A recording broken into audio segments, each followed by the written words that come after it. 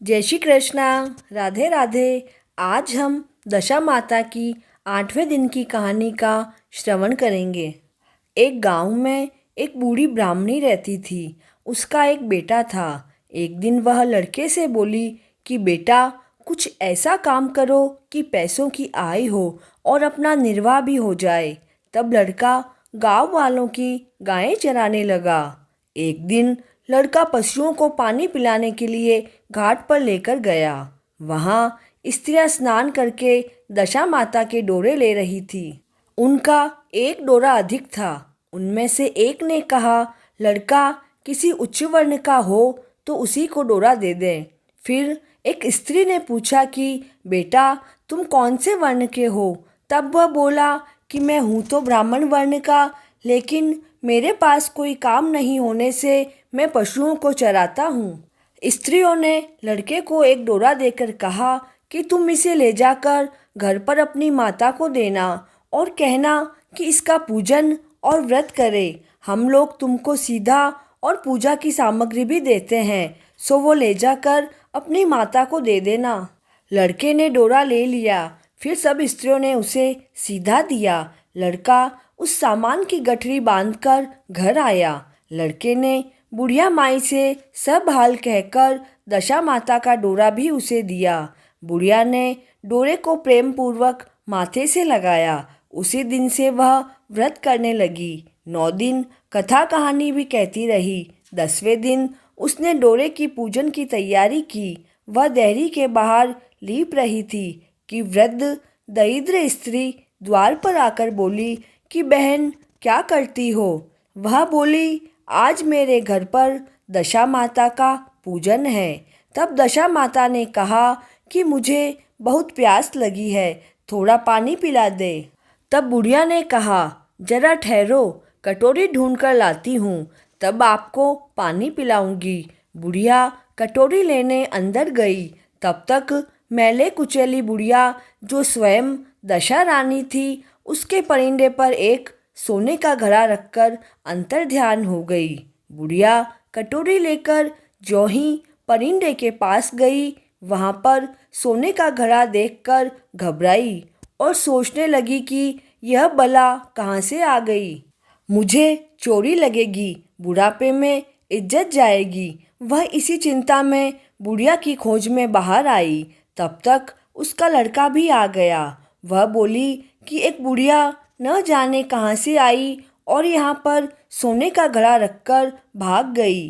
तब लड़के ने कहा, माँ, वही तो दशा रानी थी, उन्होंने यह घड़ा आपको दिया है। अब जो फिर कभी भी आए तो उनका अच्छी तरह से स्वागत करना। बुढ़िया नदी में नहाकर आई तो सामने सोने का घड़ा भरा दिखाई दिया और उत्तम वस्त्र एक किनारे पर रखे हुए थे।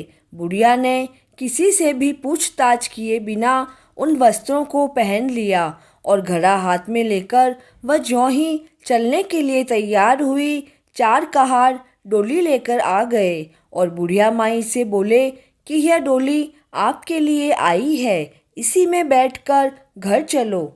आगे क्या देखती है कि जहाँ पर टूटी फूटी झोपड़ी थी, वहाँ कंचन के महल खड़े थे। बुढ़िया ने महल के भीतर श्रद्धा और भक्ति पूर्वक दशा माता के डोरे की पूजा की और अंत में हाथ जोड़कर यह वरदान मांगा कि हे महारानी, जैसे तुमने मुझे ये संपत्ति दी है, वैसे ही मेरे लड़के का विवाह हो जाए, तब यह सब शोभा देगी। कुछ दिनों बाद लड़के का विवाह हो गया और बहुत ही सुंदर और सुशील बहू घर में आई। तब बुढ़िया ने दशा रानी से दूसरा वर मांगा कि जैसे मेरे बेटा बहू है, वैसा ही एक पोता पाऊं। कुछ दिनों बाद बुढ़िया के लड़के को एक लड़का भी हो गया।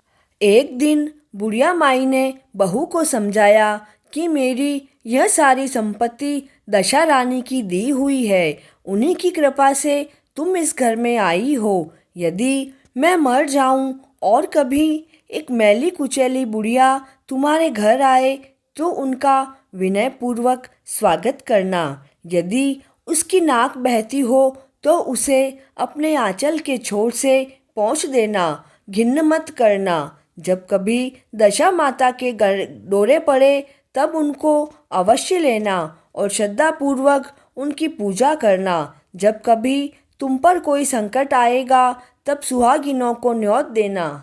दशा माता की कृपा से तुम्हारी सारी इच्छाएं पूरी हो जाएगी। कुछ दिनों बाद बुढ़िया माई तो मर गई।